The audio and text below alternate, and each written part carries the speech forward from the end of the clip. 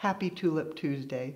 This is the day we share timely tips for the tulip tribe. Today, talking about spray mums. So on trend, so many different colors. We love them and we hate them. Sometimes you can use the entire stem. Other times you need just a bloom. And we get so excited when it's nice and long, that great lateral.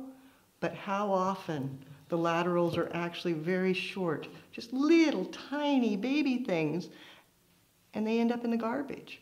But now this is a silly Tulip Tuesday, and you'll have to test it yourself. You'll be surprised. If you give it a cut and you take a portion of the stem, yes, just as the base of the stem, you can insert it right down into the pith, give it a cut and design, and it will last. I know, it's one of those believe it or not things. You can take, put it in the pith, and it's going to last 2 weeks, maybe more. Now you know a fun and unique tip for the tribe.